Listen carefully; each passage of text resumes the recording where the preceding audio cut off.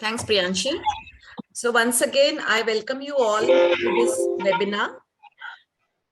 On behalf of the organizing team of FSI-BC live webinar series, it is my proud privilege to welcome our esteemed faculty members. This is the 23rd webinar in the series, which started in the year 2020. In fact, our first webinar was held in the month of June 2020.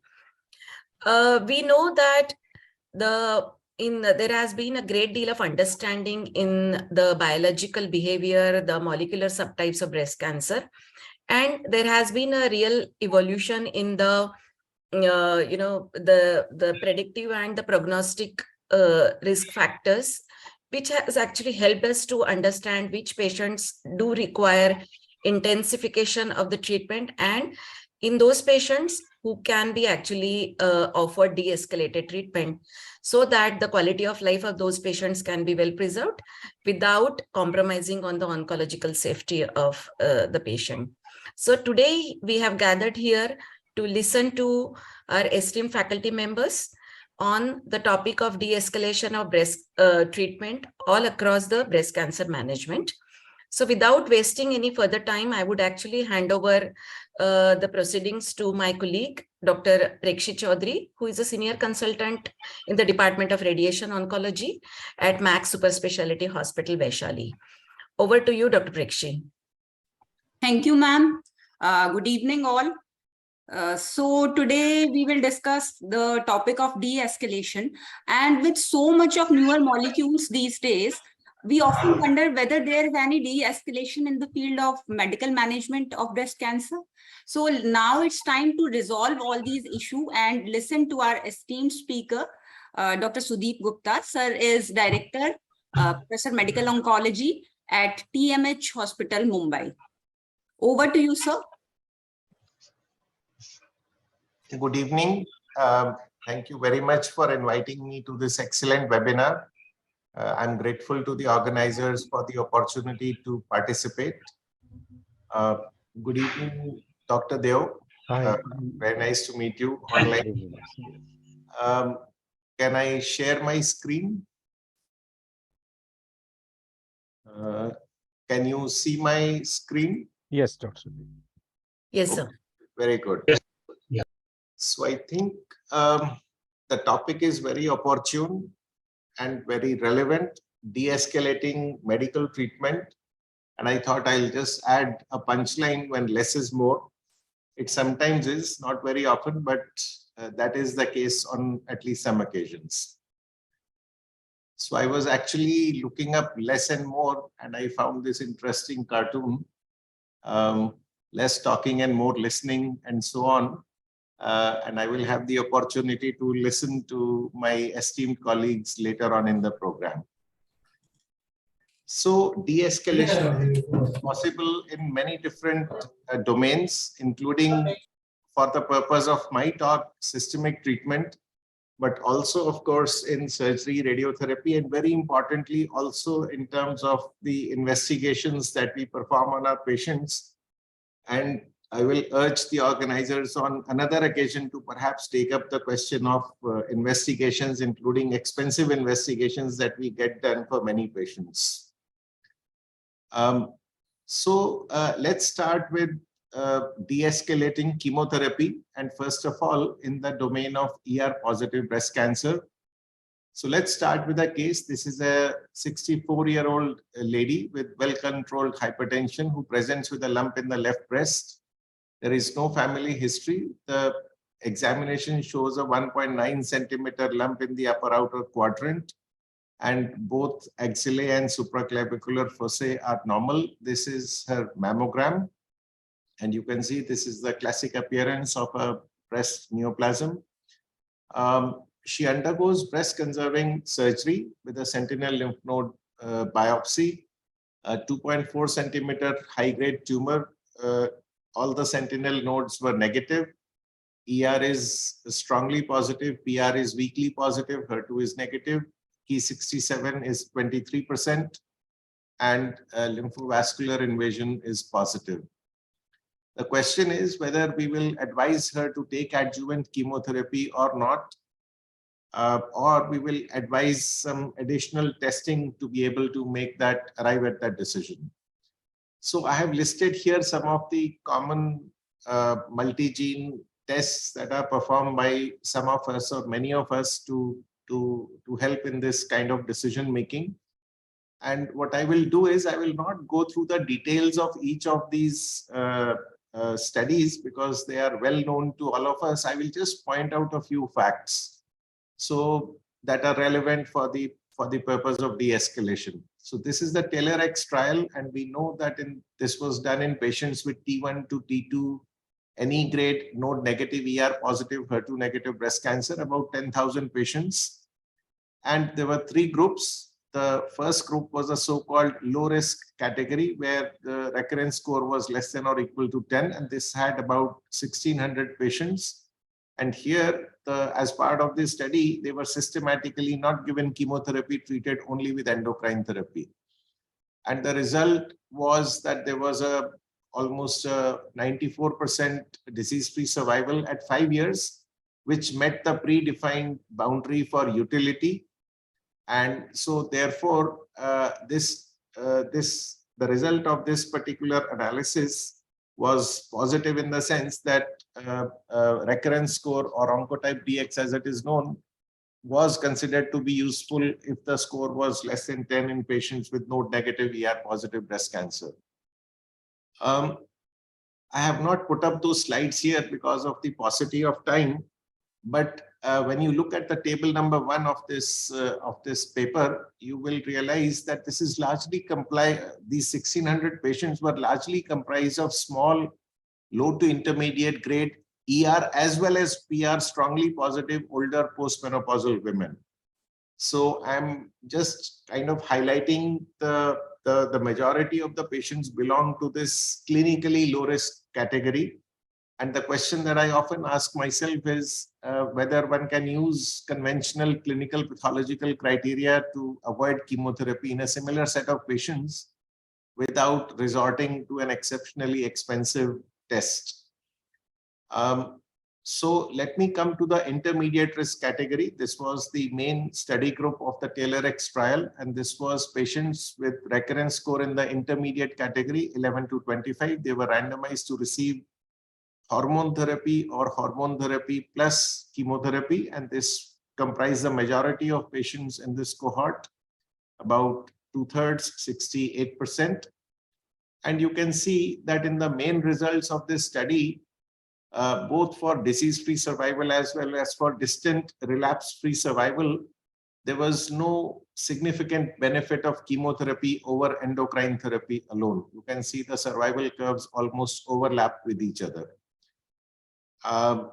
So now I just wish to show you the first of a series of results that suggests that age is a very important factor when we are planning de-escalation in this subgroup of patients.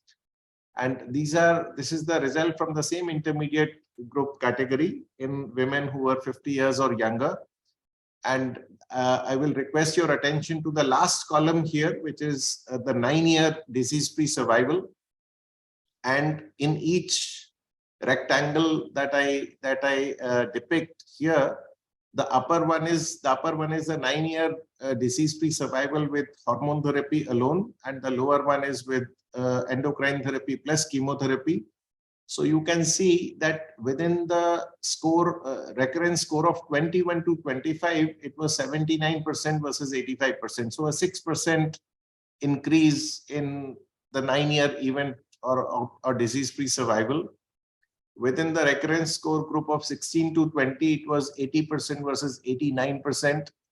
And even within the lowest category within the intermediate group, which is recurrence score of 11 to 15, it was 85% versus 89%.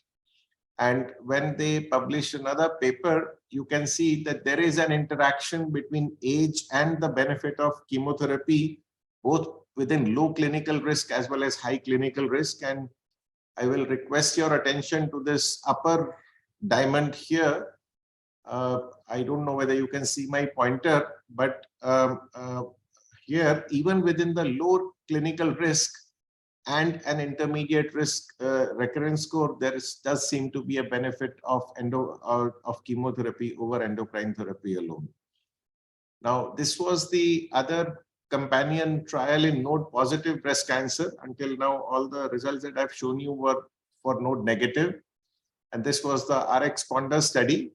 And these were patients with 1 to 3 lymph nodes positive, randomized to receive either endocrine therapy alone or endocrine therapy plus chemotherapy. And again, if you look at the participants broken down by menopausal status, so on your extreme left are the results for the complete overall cohort.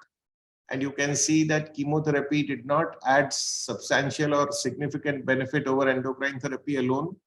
The middle survival curve is for postmenopausal patients, no benefit.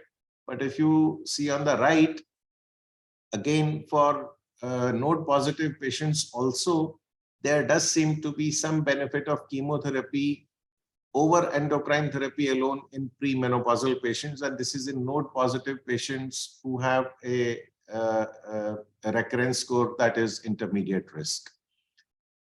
This is the other study, the MIND-ACT trial, which used mamaprint and not Oncotype DX. And this, of course, was conducted in patients who had, so they had 3 main categories here according to mamaprint classification.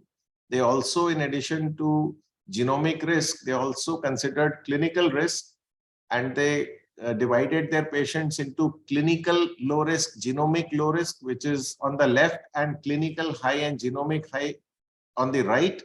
And these were the concordant groups.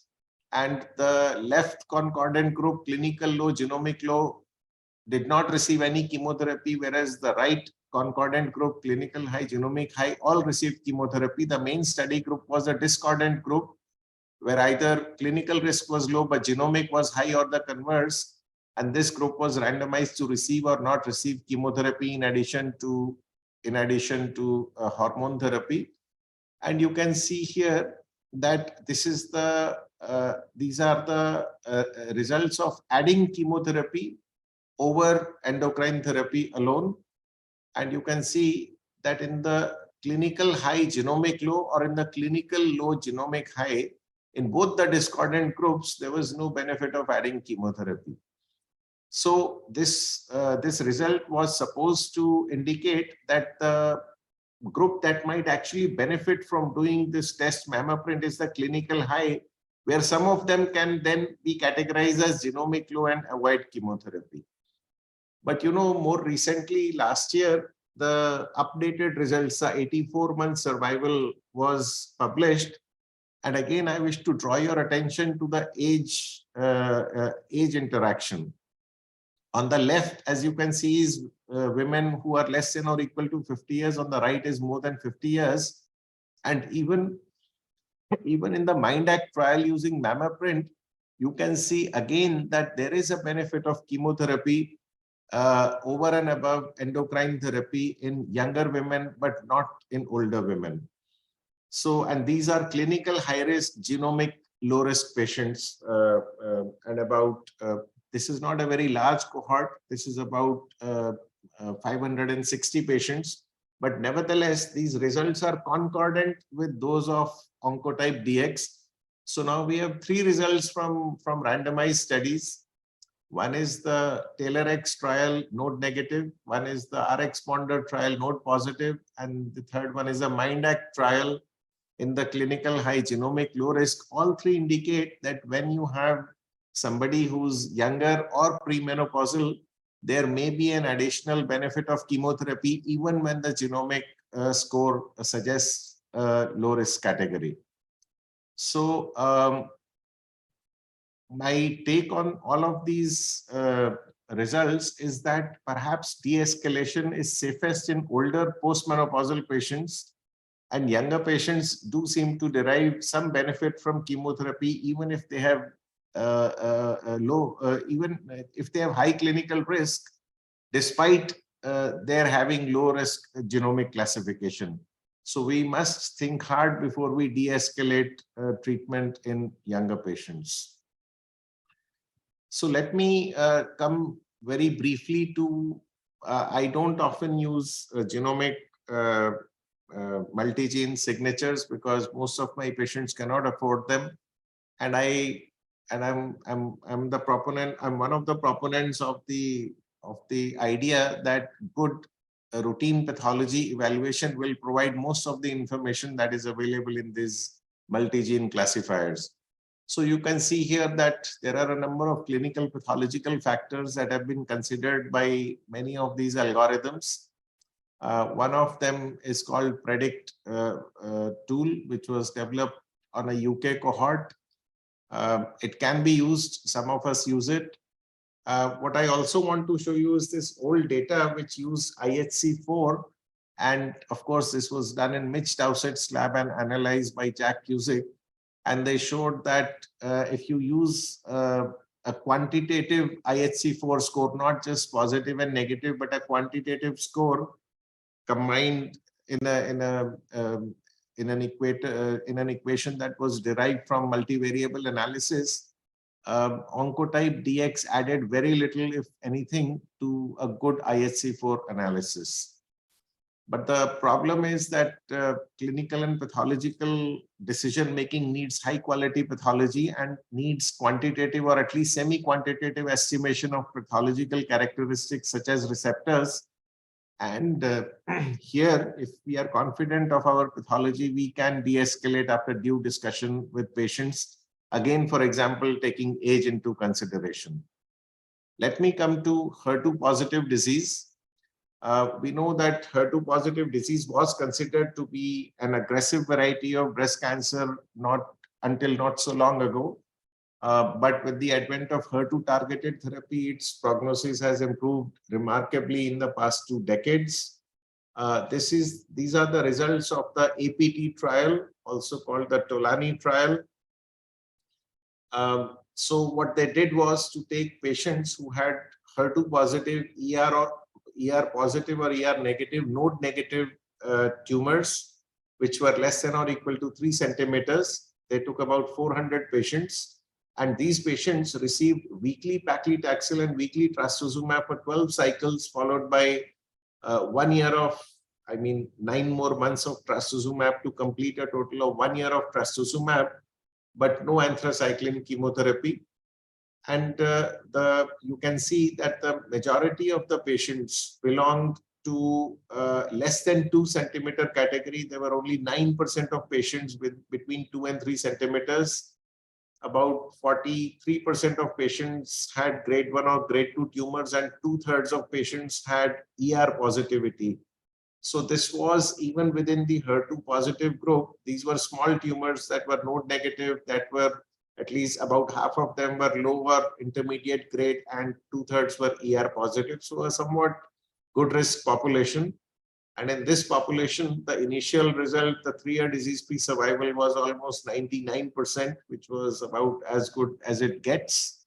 And then they updated the results, the 7-year survival, and it was still 93.3% disease-free survival.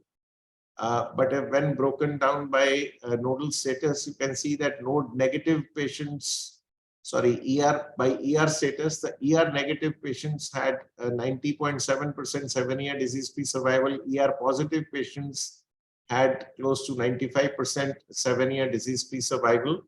So perhaps when we have patients who have a small HER2 positive tumor, which is also ER positive and node negative, it is my practice to use this particular regimen. And I think all of you will agree that weekly paclitaxel for 12 cycles along with 1 year of trastuzumab is not a bad idea. It is reasonably well tolerated. This was a more recent study from the Japanese group. What they did was to evaluate whether older patients can be treated with single agent trastuzumab without chemotherapy. And these were patients who had stage 1 to 3A breast cancer between 70 to 80 years of age. And they were randomized to receive trastuzumab alone or trastuzumab plus chemotherapy. And you can see that the 3-year disease-free survival was 93.8% in the chemotherapy plus trastuzumab arm versus almost 90% in trastuzumab alone. And actually this did not meet the pre-specified boundary for non-inferiority. But all of you will agree that in a group of patients who have stage 1 to 3A disease, a 90% 3-year disease-free survival in a cohort of patients who are on an average about 75 years of age is a reasonably good outcome. And I have on many occasions actually used trastuzumab alone to treat elderly patients with HER2 positive breast cancer when I think that they are not fit to receive chemotherapy. So this was their conclusion, and I think I agree with it. The primary objective of non-inferiority was not met. However, the observed loss of survival. Hello? Yes. Yeah, can you hear me? Yes, sir. Please carry on, please. Okay, so I will end in the next 2-3 minutes. So, but what I wanted to say was that the loss of survival was minimal, and therefore this can be considered in some patients with elderly patients with HER2 positive breast cancer as single agent trastuzumab. Now, what about lesser duration of adjuvant trastuzumab? And this is a meta-analysis, individual patient data meta-analysis that we conducted and then published a couple of years ago. We know that there are about 5 or 6 large randomized trials. We extracted individual time to event data from published survival curves and combined them in this software. And I'm showing you the extraction of the data. It was exquisitely accurate. And the overall results of our analysis suggested that there was non-inferiority of lesser than 1 year duration. So it was either 6 months or about 9 to 12 weeks, both for disease-free and for overall survival.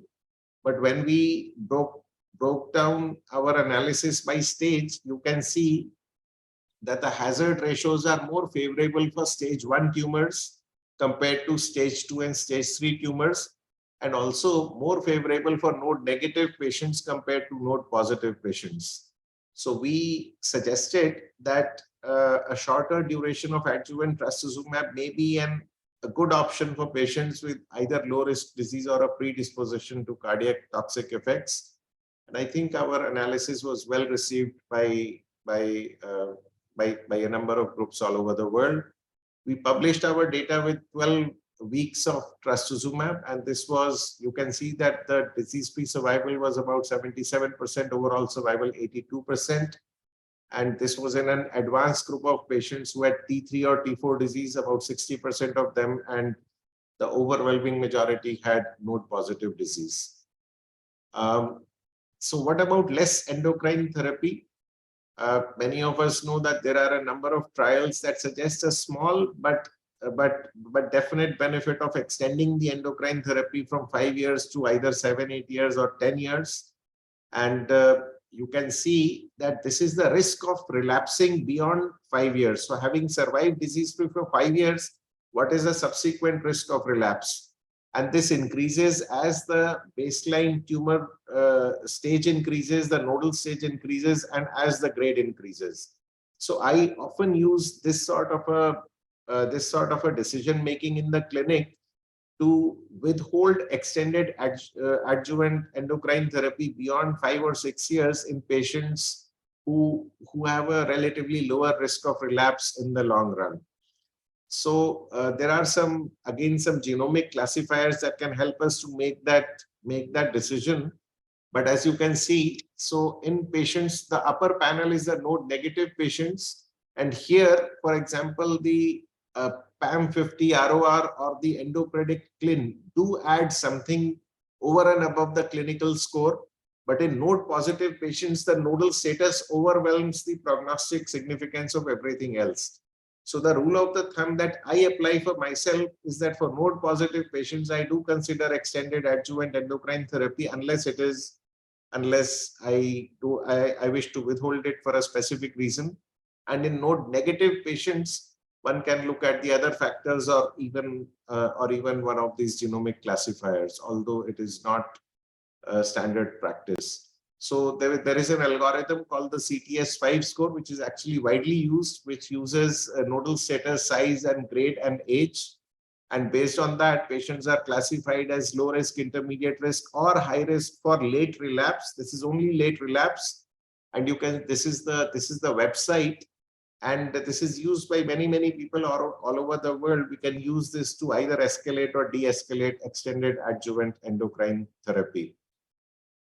So just the last two trials, this is a study of giving interrupted letrozole beyond 5 years. So 9 months on, 3 months off, 9 months on, 3 months off, between years 5 to 10, compared to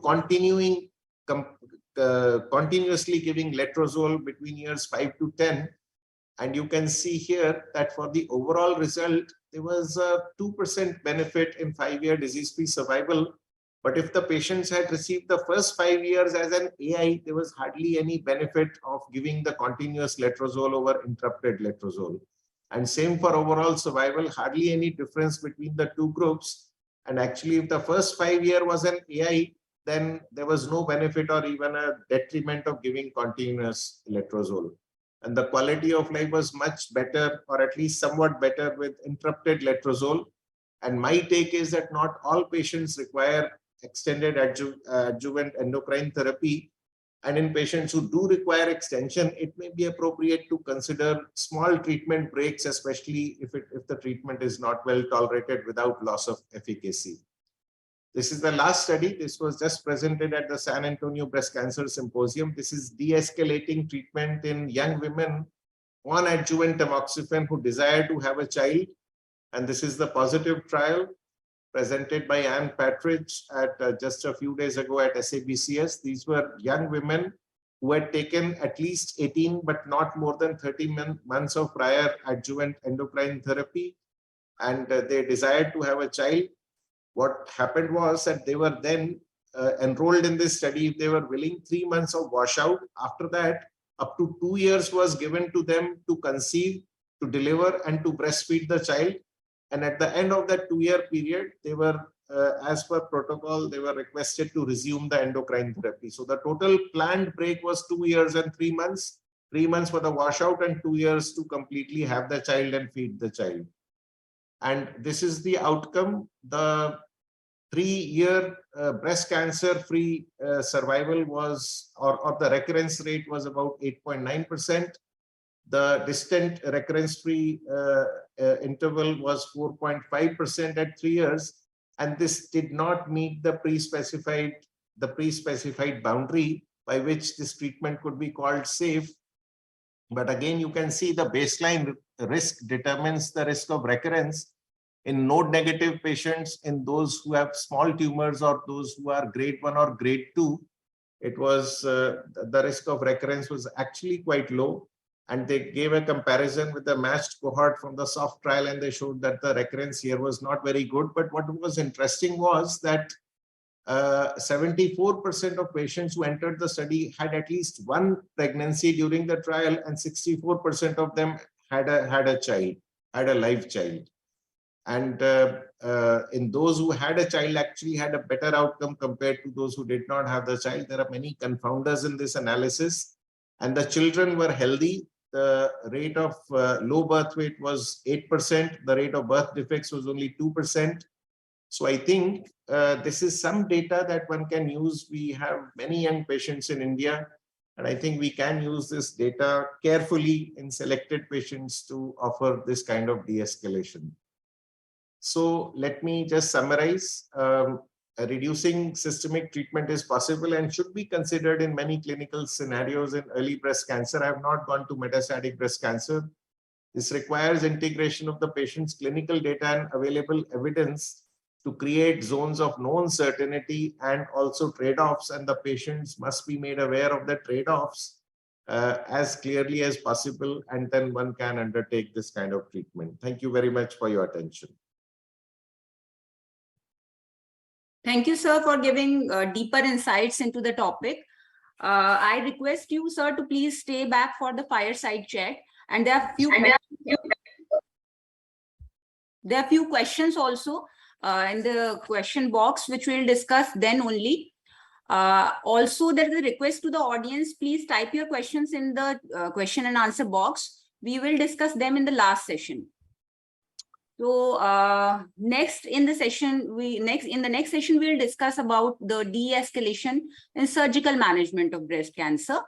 So from radical surgeries to conservative surgeries, and now we are further talking about de-escalation in the field of surgery. So to discuss this topic, we have with us none other than Dr. Dev. Sir is Professor and Head Department of Surgical Oncology at AIMS, as well as heading NCI Jhajjar also. Over to you, sir. Uh, Thank you. Thank you. I'm very happy to be back for the Focus Breast Studies presentations webinars. Can I share my screen?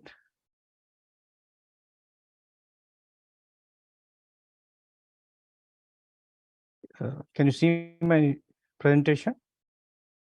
No, it's a blank screen right now. Okay.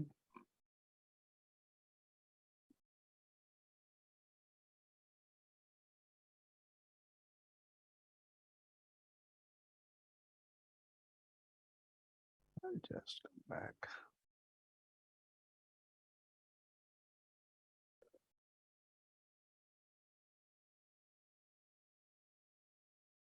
Arun, can you see my screen? No, no. Right. Right now there is no sharing. Check.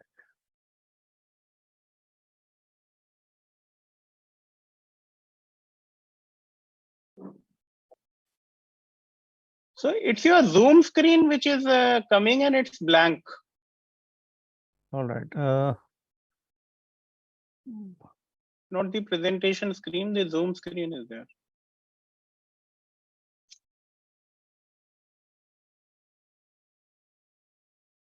Okay.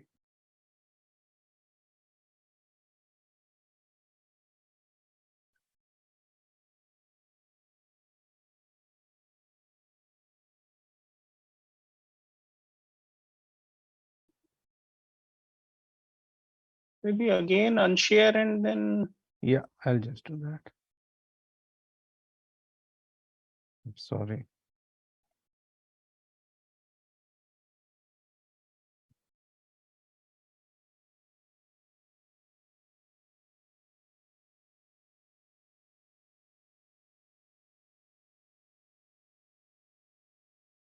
Yes, it's done.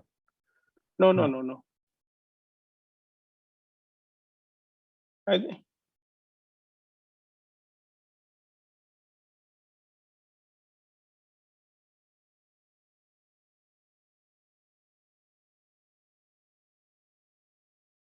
Yes, it's Mac.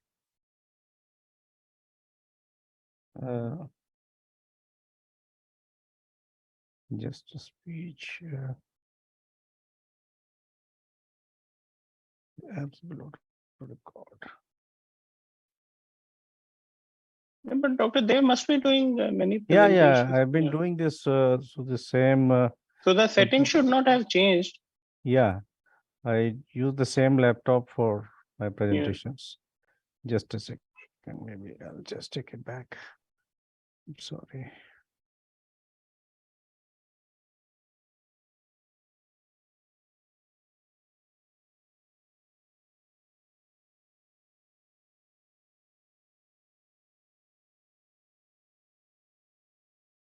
Can you see my screen or right now? No. Not Right now, no sharing is there. sorry. What's happening?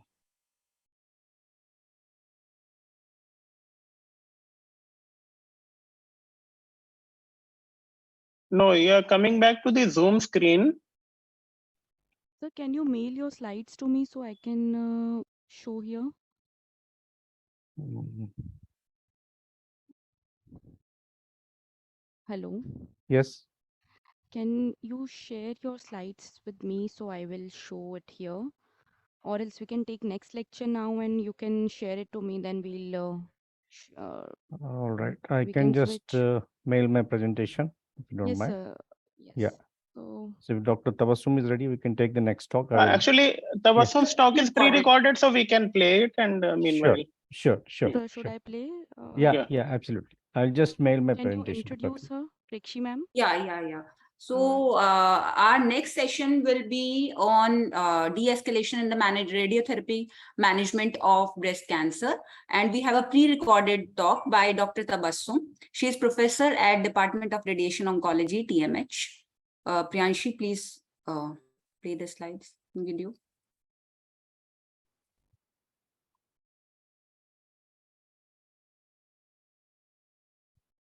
A very good evening, all of you. At the outset, I would like to thank the organizers for giving me this opportunity to speak on the topic of de-escalation of radiation therapy in breast cancer. So the topic for today's agenda is to speak about the strategies of de-escalation, how we can employ this in DCIS in early breast cancers as well as in locally advanced breast cancer. When we started with breast cancer treatment, we based the principles were based on extremism, and as we got the evidence and the understanding of the biology of the disease, we moved towards conservatism, and more recently now we are again moving towards de-escalation of treatment in each and every aspect of breast cancer treatment. So let me tell you about the efficacy of whole breast radiotherapy. We know that it reduces the 15-year risk of local recurrence by 15%, and there is also reduction in breast cancer mortality by 4%, and addition of boost further reduces the incidence of local recurrence by another 50%. However, with the advancements in oncology, which entail diagnostic modalities that have become accurate, the local therapy has become more focused and systemic therapy is effective day by day, we are seeing decreasing local recurrence rates. So, discussing strategies of de-escalation in the form of omission of whole breast radiotherapy, omission of tumor bed boost, or hypofractionating the treatment and tailoring the target volumes with the use of conformal techniques makes sense. Let us discuss the de-escalation strategies in DCIS. What we know about DCIS is that it is a non-obligate precursor of invasive breast cancer, and the incidence is 20 to 25% in the West, and the 10-year progression to invasive breast cancer ranges from 14 to 53%. And screening yields malignancy that may not have progressed during the individual's lifetime. So this is obviously the harmful outcome of population screening, and overdiagnosis remains an unresolved issue. There is no single classification system that is universally accepted to define the low risk and the high risk DCIS. Hence, de-escalating the management of DCIS, including possible non-operative management for low-grade and intermediate-grade DCIS, is the topic of research currently. When you have to talk about de-escalating radiotherapy for DCIS, yes, it is possible with omission of radiotherapy, with the omission of boost, hypofractionation, as well as we can tailor target volumes using conformal techniques. So let us discuss about the evidence for omission of radiotherapy.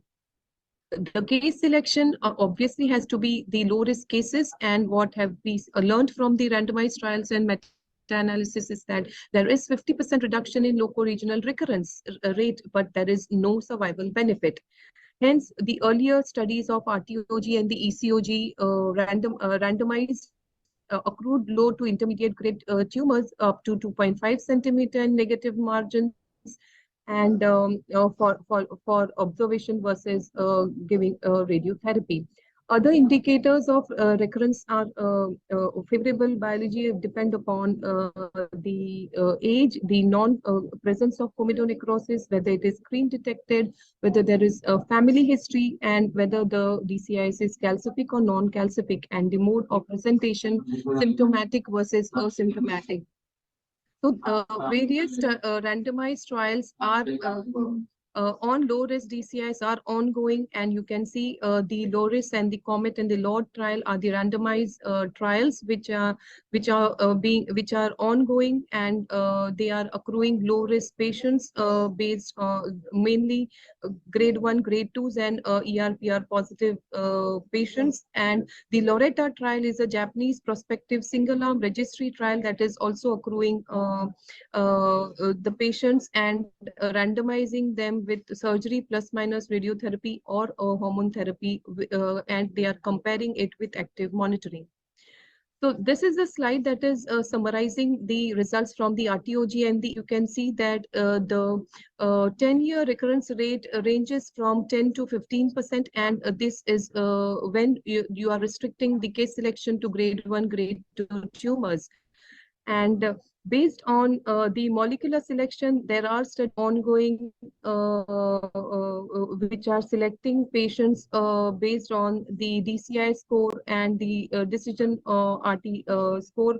And these are the registry studies that are further evaluating the impact of these aids in decision making. Now, coming to the omission of boost and APBI, the St. Gallen International Consensus Guidelines does recommend boost only for patients who are larger tumors, who have close margins less than 2 millimeter, and there is presence of comedonecrosis. Similarly, for APBI, the ASTRO consensus statement includes patients that were defined as low risk as per the RTOG criteria. And what are these? These are the screen detected low to intermediate grade tumors up to 2.5 centimeters and having margins more than 3 millimeter. And these have been categorized as suitable group for offering APBI for DCIS. And the offering APBI using, there are various modalities with which APBI can be delivered. It includes external beam therapy, external beam techniques ranging from IMRT to SBRT to protons, and also brachytherapy based modalities like interstitial and balloon based brachytherapy. This is the most recent update in DCIS, where the TROG DCIS trial has been published recently this year, and here they have done this study in non-low risk DCIS. And how this was defined: young patients less than 50 and patients who are more than 50 but had any one or more risk factors for local recurrence, like the presentation with palpable tumor or multifocal disease or more than 15 millimeter, intermediate or high grade tumors, comedonecrosis, and also surgical margins less than 1 centimeter. So what they have done in patients requiring boost, they have randomized to standard radiotherapy versus shorter course with tumor bed boost. One randomization is between shorter fractionation and conventional fractionation, and the other randomization is between with boost and without boost. So the results of this study have been published at a median follow-up of 6.6 years, and the 5-year local freedom free from local recurrent rates between the conventional and hypofractionation are similar. So they are it is non-inferior, and the benefit of boost was evident in the form of improvement in the local regional recurrence rate. This was 93% versus 97%, and this was statistically significant. It was observed that 45% of the recurrences were invasive in both the arms, and the local recurrence was most commonly located in the original tumor bed, 81% in no boost arm and 73% in the boost arm. Obviously, this comes at the cost of toxicity, and the boost group had a higher incidence of breast pain and induration, and the incidence of induration increased from 6% to 14%. Coming to the strategies of de-escalation in early breast cancers, yes, it is possible for low-risk early breast cancers also to omit radiotherapy entirely, or tailor the boost, and also employ hypofractionation and target volume strategies. So based on the clinical factors, 3 main randomized trials have been published in low-risk patients, and based on the selection of clinical factors and what was the rationale on which it was based, survival benefit with radiotherapy will be less if the baseline risk of recurrence is low, and hence older women have fewer recurrences. They have shorter life expectancy as well as competing causes of death that dictate survival, and adjuvant tamoxifen would reduce the risk of recurrence, and wider margins would further lower the risk of recurrence. So local recurrence following BCS without radiotherapy is also salvageable with repeat lumpectomy or mastectomy.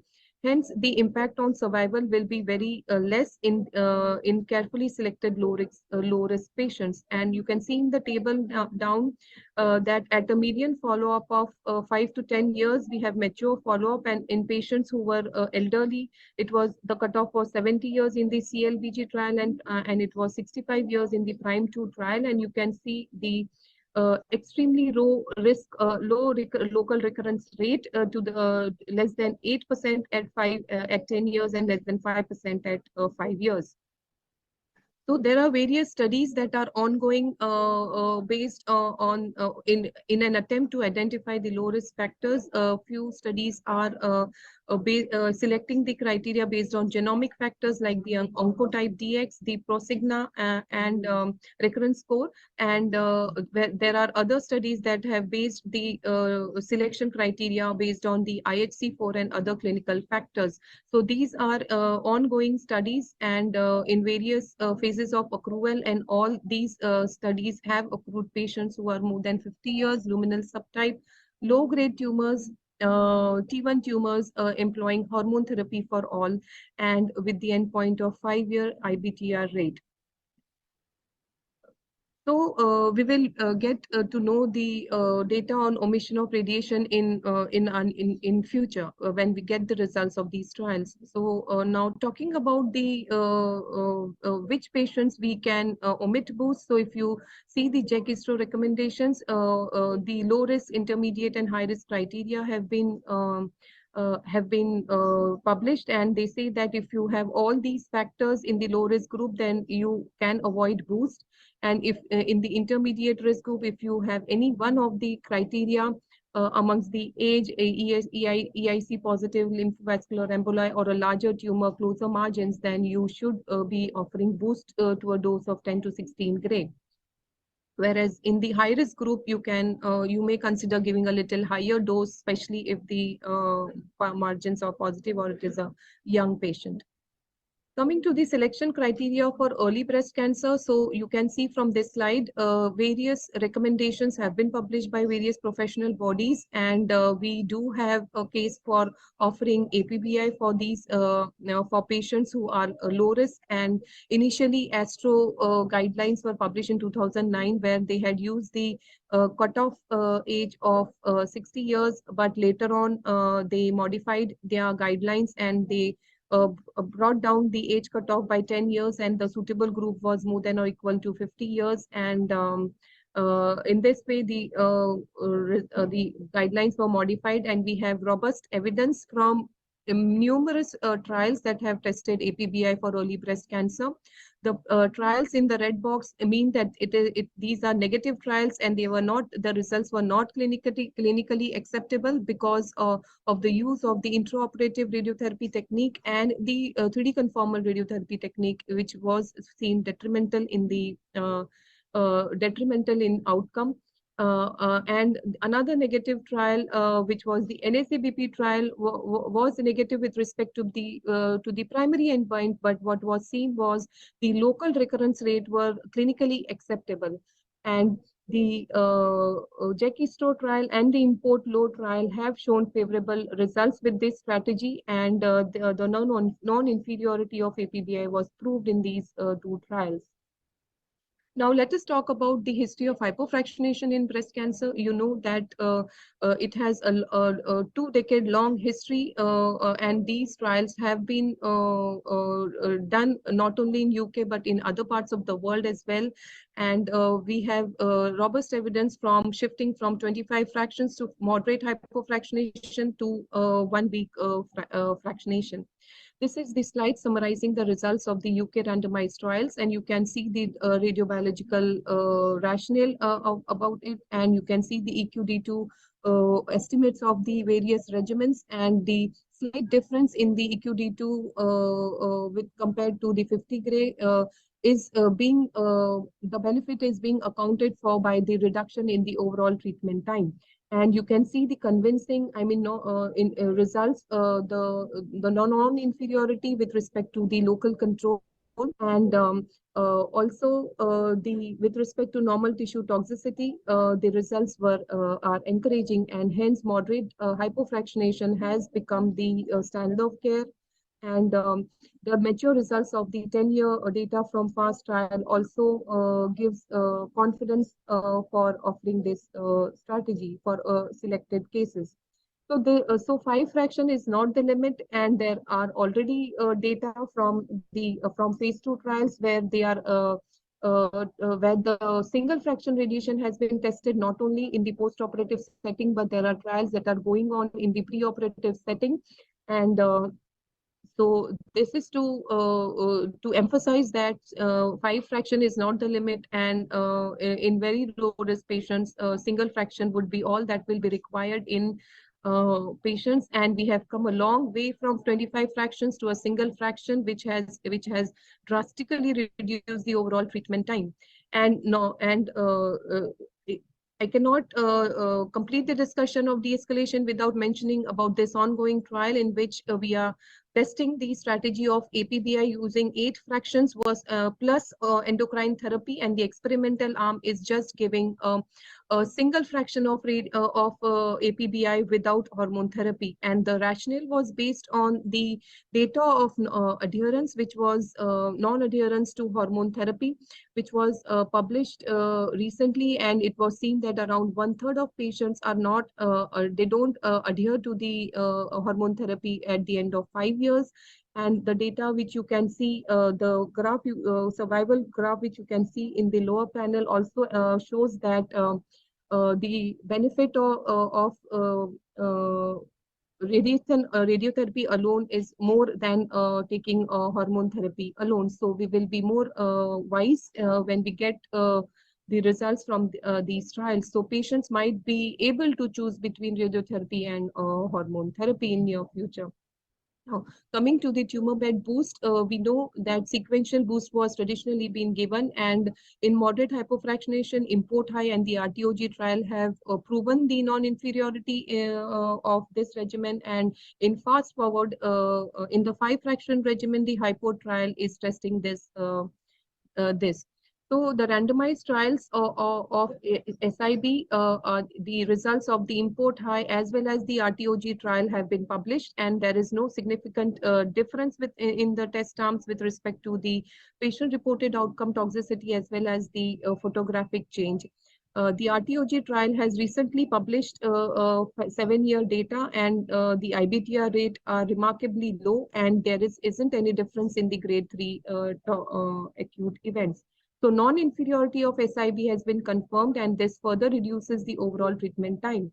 Now, briefly coming to the end of about de-escalation strategies in locally advanced breast cancer. So there isn't any data that we can omit radiation in LABCs or even the boost, but yes, we can de-escalate treatment by tailoring the fractionation and the target volumes. So this is the TMH experience of ultra hypofractionated radiotherapy, which we employed for all comers during the COVID era. And what you can see is majority of our patients were young, they were premenopausal, we had accrued more of, we had significant proportion of patients with high risk subtypes, and the distribution of mastectomy and BCS was also equal. So these were the unique features and of our patient population, and almost all patients required nodal irradiation, and SIB was given for all patients systematically. So the results, toxicity results are encouraging. We found less than 10% incidence of grade 2 skin toxicity and less than 15% incidence of grade 2 esophageal toxicity. The hypo trial, which is ongoing in our country, is also evaluating the SIB and the hypofractionation, comparing 15 fraction with 1 week radiation in Indian patients, and we will get to know the results of this study in future.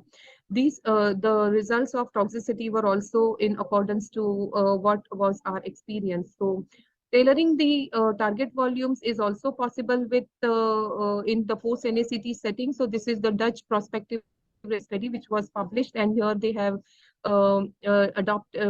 defined low risk, intermediate, and high risk group, as well as they have defined the strategy of giving whole breast of giving adjuvant radiation. And remarkably, low rates of recurrence rates have been published in this registry study at a median follow-up of 6 years. And you can see the recurrence rates are bang on one above each other. The ongoing randomized trials, the NACBP B51 trial is also trying to address the question of tailoring the target volumes and the need of regional nodal irradiation. So similarly, the Alliance trial is also addressing this question in randomized setting. And in near future, the genomic assays, we will be able to choose or tailor treatment in both DCIS as well as in invasive breast cancer. So I would like to conclude by saying that this de-escalation has been considered in all aspects of cancer care, and it is possible. And the future trials, ongoing prospective trials and randomized trials we will get more information and more confidence of offering de-escalating strategies in all aspects of breast cancer radiotherapy. Thank you. Although she is not present, but a big thanks to Dr. Basum for this wonderful presentation. Now, I think Priyanshi, you must have got the slides of Dev sir. So we'll resume with the presentation. Yes, ma'am. You can introduce him. So, Dr. Dev is professor and head Department of Surgical Oncology at AIMS and NCI Jhajjar. Over to you, sir. Hi, good evening, Prakshi. Am I audible? Yes, sir, you are audible. Yes, I sent my slides, my apologies. So my talk is on de-escalation in the surgical management of breast cancer. I think surgeons are leading the field of de-escalation over the last 100 years. So it will be more of a historical talk rather than future trials, because we already reached a maximal de-escalation. So that's, I will just take you through the journey, what we have gone through in the last 100 years, the surgical de-escalation of breast cancer surgery. Can I have the next slide, please? There is a paradigm so change in the, excuse me, sir. We have yes, sent you the request. You can control this slide, like yes, you can yes, change got by it. yourself. Sure, So, sure, okay. fine. So there's a paradigm change in the management of philosophy of breast cancer from the era of radical therapy. For almost 70 to 80 years in the last century, we were doing mutilating surgeries, chemotherapy to all, ortho voltage radiation, and the major endpoints being survival, and with a lot of collateral damage in the form of toxicity and low quality of lives. Then we entered the era of multimodality therapy in the 80s, organ conservation, and slowly shifted to personalized treatment, with the main focus is not only oncological success, but also a good quality of life, including cosmetic and aesthetic outcomes.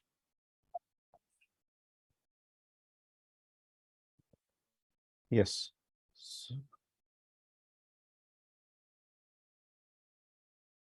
So these were the three distinct periods. If you see the de-escalation, how it has taken place, for almost 75 years, it was a carpet bombing approach.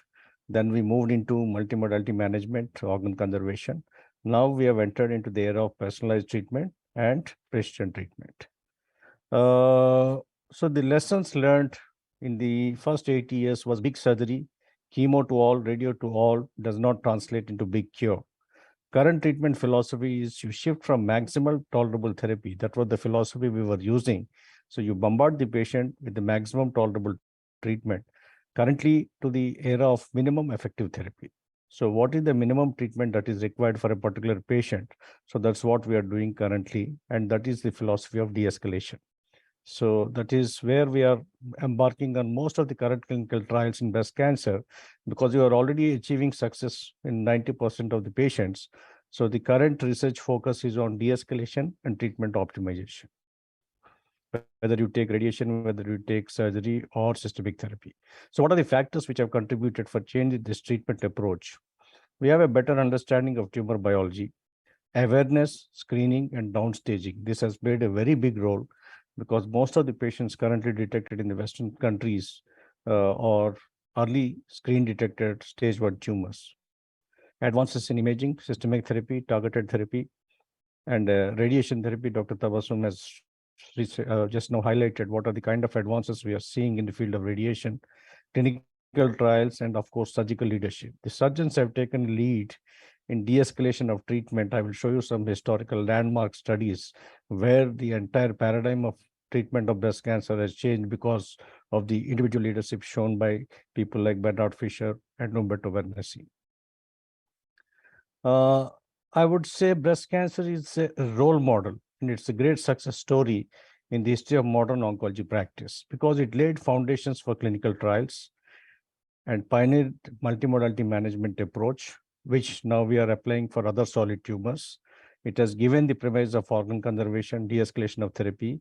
It has also shown us the path for cross collaboration and integration of other fields like genetics, molecular biology, oncoplastic surgery, integration into the treatment, mainstreaming of the cancer treatment. So breast cancer has actually shown the way.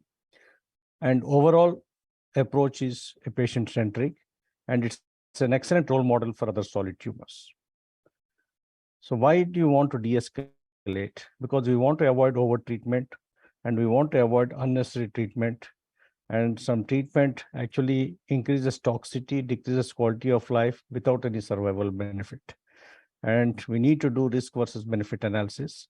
Now we have evidence from trials, and we also have tools, predictive and prognostic tools. Dr. Sudeep has highlighted various biomarkers, gene signatures, on which you can predict whether the patient is going to benefit with a bigger surgery or more chemotherapy. So de-escalation is not only happening in the surgical field, it is happening across all the fields, including surgery, radiation, and systemic therapy. And the buzzword currently, if you see the literature, it is full of articles in breast cancer, especially since you are already reaching the zenith of treatment in breast cancer with excellent survivals. The buzzword is escalation and de-escalation. You see a lot of editorials coming, de-escalation of breast cancer treatment, de-escalating axillary surgery, avoiding breast surgery altogether. Is it possible? There are a lot of studies ongoing. Some of the endpoints in most of the trials seems to be eliminating surgery altogether. But I will highlight what should be the future strategy. And recently there was a St. Gallen's consensus addressing this, specifically the escalation and de-escalation for breast cancer treatment. But if you look at the entire last 100 years of journey of breast surgery, it is a story of de-escalation. It's absolutely a true story of de-escalation. And surgeons were leading starting from 1894, Halsted radical mastectomy, moved to Patty's modified radical in 1970s, Umberto Veronesi's pioneering work on breast conservation in 80s, Armando Giuliano's sentinel lymph node biopsy in 90s, all are best example, prime examples of a true de-escalation of treatment.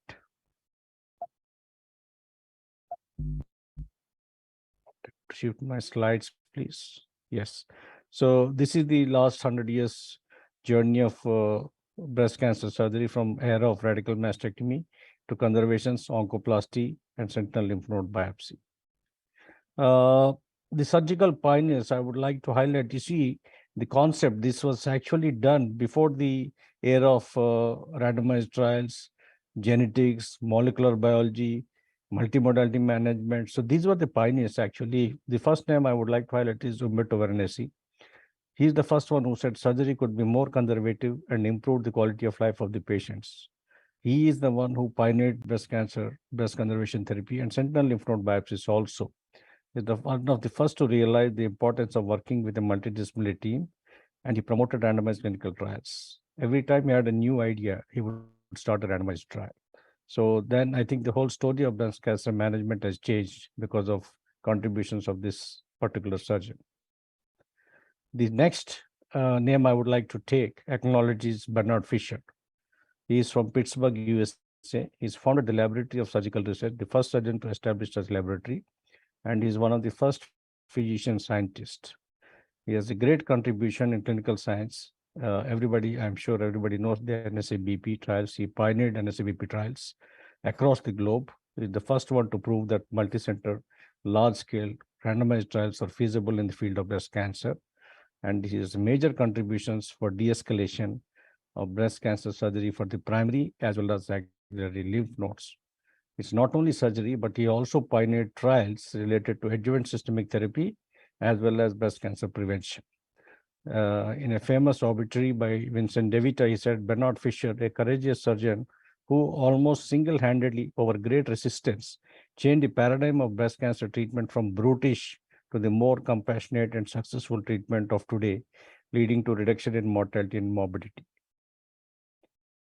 So breast conservation is the biggest success story as far as de-escalation is concerned. So from moving from mastectomy to breast conservations, and this is the most big success story of modern multimodality therapy. It's most scientifically validated, studied therapeutic intervention in the field of oncology, almost 30 to 40 years of experience, starting with innovative pilot studies in the 60s, retrospective comparative studies in the 70s, prospective landmark randomized trials, large-scale trials started in 1980s. And now we have more than 20 years of data, long-term follow-up data available. And it's not only stopped at breast conservation, we started integrating most of the advances related to field of imaging, including MRIs, PET scans, lesion localization, targeting, lymph nodes, integration of pathology and biology. Again, surgeons took the lead, margin assessments, optimization of margins, inclusion of molecular subtypes in the treatment algorithm, gene signatures, integration of modern chemo-targeted hormonal therapies. Now we are also integrating modern radiation techniques, as highlighted by our previous speaker. We did not stop there. We started expanding indications for BCS. Most of the traditional contraindications in the 80s or 90s or the current emerging indications, very few patients are actually are absolute contraindications for breast conservation therapy. To overcome these difficulties in large tumors, multifocal tumors, recurrent tumors, central tumors, bad locations, adverse tumor breast ratio, there were innovations to improve the surgical outcomes by offering de-escalation. The big game changers were neoadjuvant chemotherapy, downstaging followed by breast conservation, to actually recruit more patients of LOBCs to make them amenable for BCS. And of course, the biggest game changer was oncoplastic breast surgery. So there was a true multimodality approach, increasing breast conservation therapies, moving away from contraindications to emerging indications, recruiting more unsuitable patients who were actually not considered for BCT in the earlier era and making them suitable for BCT. So all this has resulted in a very high breast conservation rates, mostly in Western countries, developed countries. These are a few examples of downstaging and de-escalation of surgery. If you see now, we have a molecular subtyping, which is integral part of your treatment management. Most of the TNBCs and HER positive undergo neoadjuvant therapy, downstaging, and end up with breast conservation therapy. Volume of excision, of course, there is again de-escalation. We started with the era of quadrantectomies when it was started by Varanasi in 1980s. We have moved to wide excisions, and also now we have a consensus on the margin of breast conservation therapy, a joint statement by SSO and ASTRO, where INC or invasive cancer or DCS is considered positive margin. Previously, we were taking almost 2 centimeter margins, even quadrantectomies. So this is again a true example of de-escalation. We have certain challenges in low and middle income countries. Despite availability of level 1 evidence, we have witnessing low levels of BCT because of multiple reasons, including treatment-related factors, patient-related factors, and resource-related factors. But the good news is we have been actively monitoring surveillance of these BCT rates at a national level. Currently, there is an increasing trend of BCT, especially in comprehensive cancer centers in metro cities, centers with a multidisciplinary treatment approach, and centers with a dedicated breast services. We are witnessing increased de-escalation, breast conservation rates, even in low and middle income countries. I would like to allude to certain data points from India showing current breast conservation rates. This is a multi-center study published in Nature, almost 3,500 patients. The breast conservation surgery rate they quoted across all stages was 21%. And 2 years back, we did a collaborative analysis between 5 centers, including Tata Memorial Hospital during the WCA conference, which included 7,674 breast cancer patients to look at the BCS rates in India. And this is the breast conservation rate among early breast cancers. Current BCS rate is 53%. And for LABCs, almost 1/4 of the patients are being offered breast conservation. So this is a true reflection of de-escalation, even in low and middle income countries. Recently, I'm also involved in the National Cancer Registry Program. I looked at the data of HBCRs of almost 76,000 breast cancer patients, and we wanted to see the BCT rates across all the centers in India who have been contributing their data for cancer registry. It's touching around 20%. So it is not very bad compared to 10 years back. Most of the comprehensive cancer centers, we are touching 40 to 50%, and national average is 20 to 30%.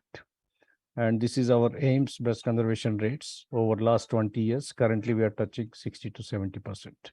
This is all happened because of surgical de-escalation. The next topic I would like to touch upon is the oncoplastic breast surgery. Traditionally, we had only two pathways for breast cancer surgery. One is mastectomy, other is breast conservation therapy. The third pathway, which has emerged in the last decade, is oncoplastic breast surgery, where we combine both oncological techniques and plastic surgical techniques to enhance breast conservation rates. OPBS is not actually a true de-escalation, but it is an attempt to increase organ conservation and improve quality of life. These were certain bad results of conventional breast conservation therapy. We wanted to overcome them. Then the field of oncoplasty has actually emerged and gave a big boost to the field of breast surgery globally. So currently we are trying to achieve, these are the kind of results following breast conservation every surgeon wants to achieve. So you can't even make out which breast is treated. And we also currently adopting a new training model where we combine oncological skills and plastic surgical skills to a dedicated breast surgeon who can handle both aspects and give good outcomes after true de-escalation and good cosmetic outcomes. The proven benefits of oncoplastic breast surgery include increased breast conservation rates, improved cosmetic outcomes, decreased margin positivity, decreased re-excision rates, and good patient-reported outcomes. This is, I think, everybody should agree, this is what a patient wants. This is what a breast cancer patient wants in the current practice. So we have a huge spectrum of oncoplastic breast surgeries. This is what I told you earlier. This is not a true de-escalation, but it is a big attempt at organ conservation. So the current surgical thought process, actually, my thought process has changed over the last 3 decades. When I was a resident, our thought process was very limited and we had only option of mastectomy, that's all, and ALND. But over the years, because of these pioneering trials, pioneering work by surgeons, the current thought process of any well-accomplished surgical oncologist or a breast surgeon is, can we avoid a mastectomy? Is an upfront margin negative BCS is feasible? Is breast oncoplasty required? What type of oncoplasty? What are the other options like neoadjuvant chemotherapy followed by BCS? Mastectomy, if you have no other option, then you go for mastectomy. Even then, we offer reconstruction if the mastectomy is the only option. And mastectomy is the last option in our algorithm or in our thought process when you see a breast cancer patient in the current era. Coming to, I will touch upon briefly on the axillary lymph nodes. This is again a prime example of de-escalation, the best example you can ever quote for a true de-escalation of any treatment. Starting from complete ALNDs till 1980s, we have moved to sentinel lymph node biopsies in the last 20 years. Because of the change in the spectrum of breast cancer patients, we see more of small, low volume, node negative breast cancer patients, unnecessary ALNDs, lot of morbidities. So the pioneering effect, these were the 3, I think, pivotal figures in the field of axillary surgery who has actually changed the course of axillary surgery and led to de-escalation, starting with William Halsted, Bernard Fisher, then Armando Guglielmo, who introduced sentinel lymph node biopsy. Now we have a number of modifications of axillary lymph node dissection, And I will just highlight, you see, there's various technologies also played a big role in axillary lymph node de-escalation surgery, leading to the trends. If you see in the US, the blue line is the significant drop in the ALNDs. If you see from 1998 to 2004, it is just fell down to 10 to 20% of axillary procedures or ALNDs. And if you see the green line, that is the SLNBs, how it has took off. This is a real true de-escalation which has happened in a short span of time. Coming to our own experience in India, we have been working hard on sentinel lymph node biopsy, axillary de-escalation since I think 2000, I think almost 20 years of work we have been doing. So these are certain publications. Now we are also looking at de-escalation of axilla, even node positive patients after neoadjuvant chemotherapy. These are the markers we place in the lymph nodes, downstage the axilla, then do just targeted axillary lymph node dissections. We also wanted to look at the patterns of care of axilla in a country like India. So this is a survey we undertook, and this work is published recently in the Journal of Surgical Oncology. So what is the uptake of sentinel lymph node biopsy across the breast surgeons in India? So this was a survey in which we have shown that almost 65% of surgeons have adopted sentinel lymph node biopsy. That is really a good news because we are slowly moving from the era of ALND to SLNB. And after 20 years of doing workshops, continuous medical education sessions, now a good number of surgeons who are devoting their time to breast surgery are moved to sentinel lymph node biopsy, almost 65%. So this is the landscape of de-escalation of axilla starting from 70s ALND, then sentinel node for node negative, sentinel node for node positive, sentinel node after neoadjuvant chemotherapy. Now we are entering the era of omitting sentinel lymph node biopsy altogether. No surgery to axilla at all. So there are a lot of trials on the extreme right which are addressing if the imaging is normal, we don't even attempt sentinel lymph node biopsy. So this is the, I think in the next 5 years, you will have the outcomes of these trials. The other situations where we can avoid sentinel lymph node with a normal axillary imaging, these are the trials which are addressing this issue. And in patients, TNBC and HER positive, who are likely to expect have a high primary CR rates, in these patients, they are looked at the axillary nodal positivity. It is extremely low. So this is another group where there are a lot of trials are addressing whether you can avoid sentinel lymph node biopsy altogether if the primary is CR. So these are also ongoing trials. So the latest landmark publication came in Lancet recently from MD Anderson, eliminating surgery altogether in patients achieving clinical CR.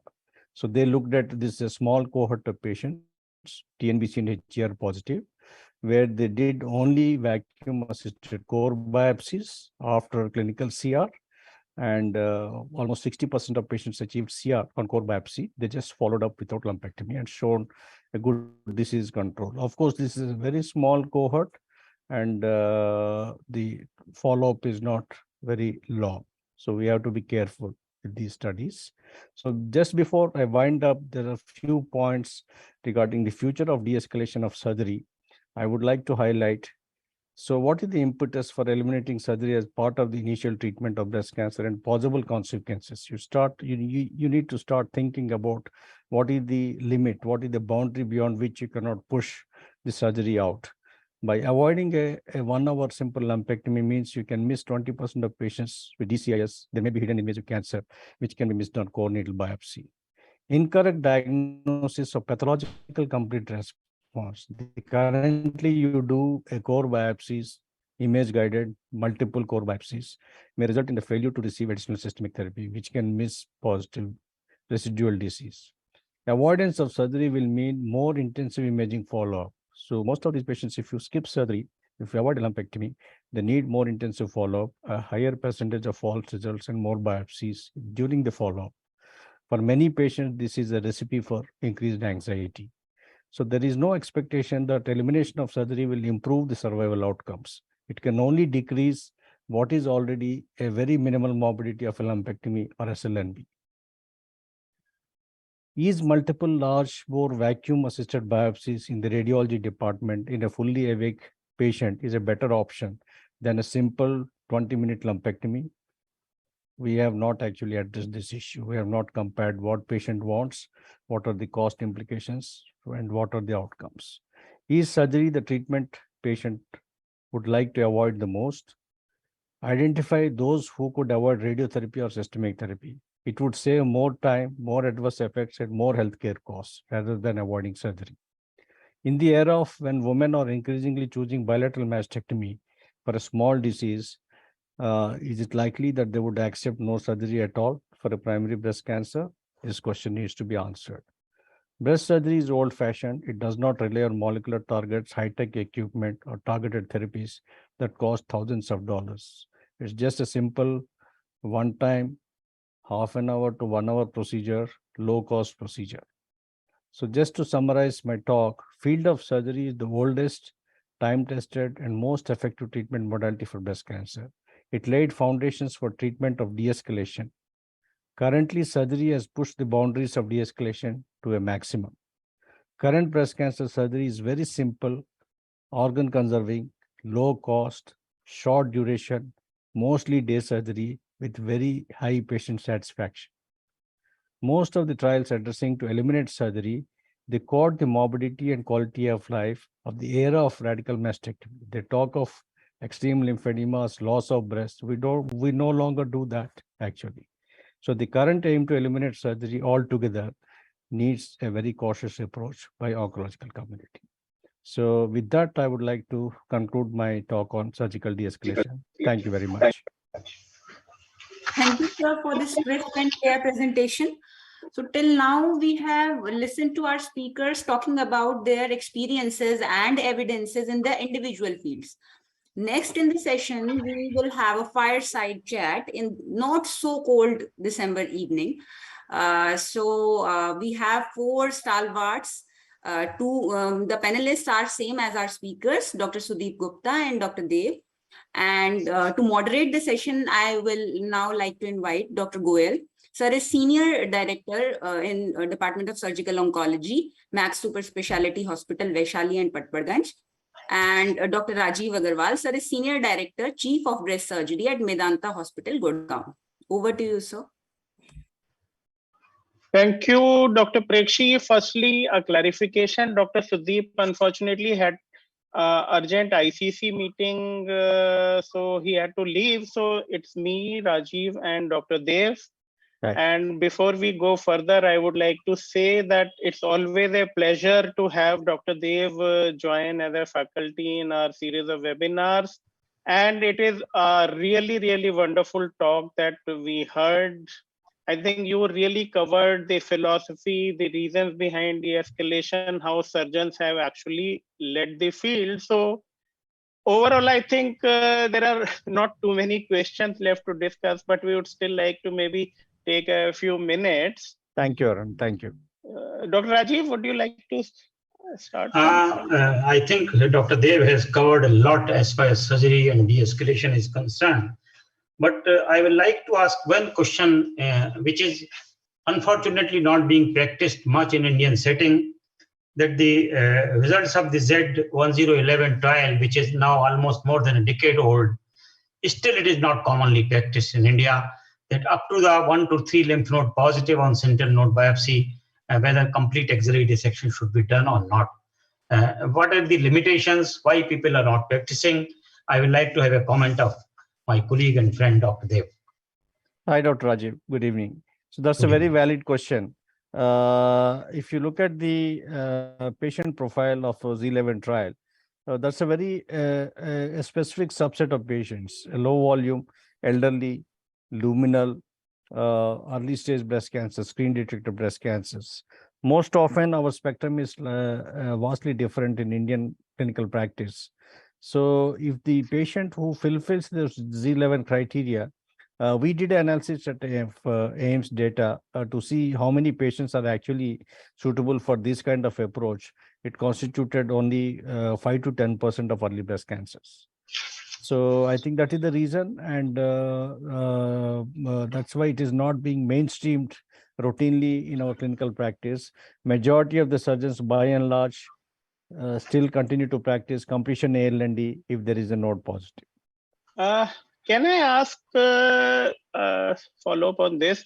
Like, I believe in India, we are doing always a frozen section assessment of the sentinel Absolutely. nodes. Yes. And by doing a frozen section, even if we get one node positive, there is a tendency to complete. So vis-a-vis what is happening in the Western world, they are often waiting for paraffin section. Absolutely. And the question becomes of doing a second surgery. Could that be a Resurgery. reason that Yeah, absolutely, Arun. That will be definitely taking back the patient to OR again for completion ALND is a big challenge, especially yes, in the American setting or a British setting.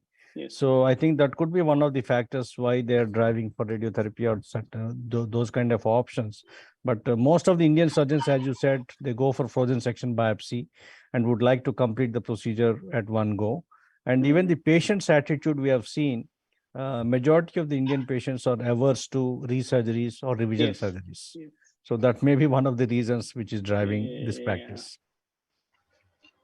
Arun, you would like to ask another question? Yes, yes. So again, they are taking this to the issue of axillary de-escalation in neoadjuvant chemotherapy settings. So do you think it's a strategy for which is time has come for India to start thinking about it? Like, do you have now a policy of routine tagging of the nodes which are being biopsied or not? Yes, Arun, that's a very good question. We have been working on this field for last 3 or 4 years, Yeah. post neoadjuvant axilla. Mm. So there are two things. One, I am a strong believer that a low volume disease, Yes. which has got converted from N1 to N0, is a potential group of patients where I think SLNB is applicable. So that is one thing.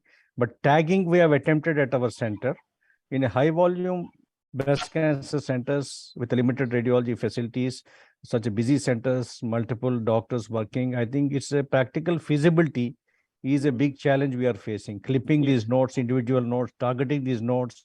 So if you are working in a small Scandinavian country with maybe 4 or 5 breast cancer patients, you have a Yes. dedicated radiologist with you, I think it is absolutely fine.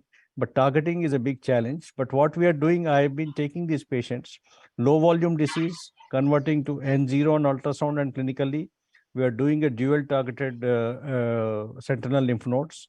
And we have been doing this. But as a routine practice, I think at a community level, still we are not encouraging to go for SLNB as a standard of care after neoadjuvant chemotherapy. So, another question that I would like to ask Dr. Dev, again, Indian setting, not very common. Skin detected low grade DCIS. Yes, sir. Can we avoid surgery? That is Just again treat them with radiotherapy and hormone therapy and keep under follow-up. I don't know, but Indian volume is too low for skin detected low grade DCIS. Yeah, so that is again an area of controversy, area of research. In Western data has shown that we have been over-treating a lot of these patients, screen detected low volume DCIS. In our practice, it is constitutes less than 1%. So current practice, I think we are not, since we don't have any research trials addressing wait and watch or hormonal therapy, in general or by and large, we offer them surgery most of the times. Arun, please. There was a audience question after neoadjuvant chemotherapy. What is the margin given? It is for initial lesion pre-chemo or to residual disease post-chemo. So, yeah, Arun, I think here I think there's no controversy as far as breast cancer is concerned. Unlike other solid tumors, we always take the post-neoadjuvant residual tumor volume to plan your margins. It is not as per pre-chemotherapy. Yeah, I think in fact this question has been discussed many times, and we have really talked about in a patient who has say a radiological complete response. Yes. So people ask, what are you removing? So we are saying we are removing basically the clips with a very limited margin of tissue around it and documenting that there is no residual tumor in that and not targeting the original volume. And probably Yes. one of the reasons I believe is that as long as we have a concentric response, so breast being a pliable tissue tends to collapse around the reducing tumor. So probably you don't really need to measure the size of the original tumor and stick to it. So compared to say an organ like the oral cavity where the dimensions of the anatomy are not changing, here the anatomy also changes in dimension. So that Yeah. so In general, yeah, Arun, I think we are erring on the slightly larger resections compared to slightly Western larger. surgeons. Yes. That's what I Yes. have seen. There, they are very much concerned about cosmesis rather than margins. I think most of the Indian surgeons, they slightly err on large volume resections. What I have seen, because negative margins is the prime sort of a endpoint we always look for. And with the improving oncoplastic skills, most of these 10-20% volume losses can be managed. Can be managed. So Absolutely. can be managed. So even if there are CRs, I think in practice, I think we are still doing little large volume resections around the clips. Yes. That's what I think. And I Sir, think can one I ask a question? Yes, Dr. Vaishal. Yeah, so this is regarding, axillary management post neoadjuvant chemotherapy.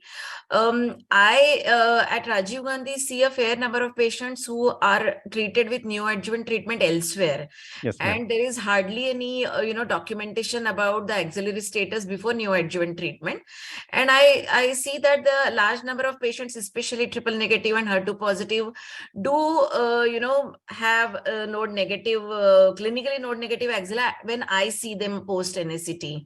So in this situation, when there is no documentation, no record, how comfortable should I be to offer axillary downstaging or de-escalating axilla in this situation? Dr. Vaishali, this is a little tricky situation. Yeah. What I believe is whenever you want to de-escalate, whether it is primary or axilla, you should Mhm. be involved in the pre-chemotherapy assessment. The surgeon should be Correct. hands-on real involvement, Right. including clinical assessments, imaging findings. I would like to document everything. Yeah. That is the ideal scenario. But Yes. what you are talking of, if somebody gets a chemotherapy, then comes to you, then it's a very Yeah. tricky situation. Correct. And most of the things I have shown 1 or 2 slides where the TNBCs and HER patients post neoadjuvant chemotherapy, that is one subset where they are even trying to eliminate SLNB altogether. Mhm. So I think that research is emerging. The surrogate indicator can be the primary tumor. Okay. If the Yeah. primary tumor is pathological CR, there are Mhm. chances are very, very less or less likely for any node positivity in those patients. Right. Yeah. So you mean to say that, looking at the response in the primary, we can take a call about whether to do sentinel node biopsy in that situation. Absolutely. The Yeah. other approach I follow in these patients, I de-escalate by axillary surgery. It is not true SLNB or not true ALND, but I do a good functional ALND. I call it a gentle axillary lymph node dissection. Because you're in a gray area, Yeah. I know the nodes are going to be negative, but Right. I'm not on a strong footing as far as science is concerned. Right. So sometimes I do a gentle functional dissection. It is a Okay. sort of a hybrid procedure. It is not a Right. classical ALND or neither SLND. Yeah. Thank you, sir. Thank you, Dr. Dr. Dev, let me ask you a little on the general philosophy side of it. Like you also mentioned that there is a lot of hype or buzz about de-escalation nowadays, while actually surgeons have been practicing de-escalation now for about 70, 75 years and have actually led the way. So why do you think there is this so much of buzz recently about this? You see, I think around the treatment optimization, the cure rates, I think we are reaching a plateau. Okay. As far as breast cancer is concerned. Yes, absolutely. You are talking of 90% survival, 1% recurrence, 2% recurrences. Yeah. I think the next, area of research is optimization and de-escalation. Yes, yes. So I think we are entering that era. And most of the trials I see, or one of the endpoints seems to be eliminating surgery altogether. So that is where I am little not comfortable. Absolutely. And absolutely. I think surgery has got, I think, a lot of advantages. The cost wise, the current breast surgery nowadays, we do a simple lumpectomy SLNB patient is almost like a day surgery. Yes, yes. I always tell my patient the surgery is the shortest, cheapest, maximum cure, and least uncomfortable to patient. Absolutely, absolutely. I think that is what it been alluded by Monica Marrow in her editorial when she was talking Yeah, of de-escalation. She said, I think the patient's view has never been taken into consideration. yeah. If you talk to most of the patients, they said, I am absolutely fine with surgery, but I want to avoid chemotherapy or I want to avoid I know, radiotherapy. absolutely. So, Yeah. In fact, if I were to say something about medical oncology, the de-escalation that we are seeing in medical oncology is coming through the medium of genomic Genomics. multi-gene panels, and they are actually increasing the financial burden on the Absolutely. patient in a very big way. And because of that financial cost, majority of our patients are not able to afford that sort of testing or cannot have the benefit of de-escalation. So that is an area where probably we need to work a lot if the patients have to benefit from de-escalation in the field of medical oncology. Yes, Dr. Yeah. Arut, I think I fully agree. It is actually not truly happening. The true de-escalation in medical oncology is, I think, a long way to go. Even Yeah. HER, you see the trastuzumab therapies, Yes, despite absolutely. compelling evidence for short duration, I see majority of the patients ending up with 1 year of trastuzumab still. In fact, there is a lot of escalation in medical oncology, Yes, like yes. integration of two targeted therapies. Dual If target. there is no pathological CR, extension of chemotherapy, and all these. Absolutely. I And think. yeah. Anyway. Again, there is a question from the audience. When we take post-NACT tumor volume in the primary tumor site, why cannot we take the post-NACT axillary disease volume for surgery when it is N0 clinically? It is actually, I think the rationale is same. That's what we are doing. You do a imaging assessment, clinical assessment, Yeah. N1 converting to N0, we treat it like N0 only. That is why we are doing SLA. Yeah. And I think I can add one more thing here. Currently, for the primary tumor, we are adding radiation after reducing the extent of surgery, and generally axillary radiation is something which is being avoided.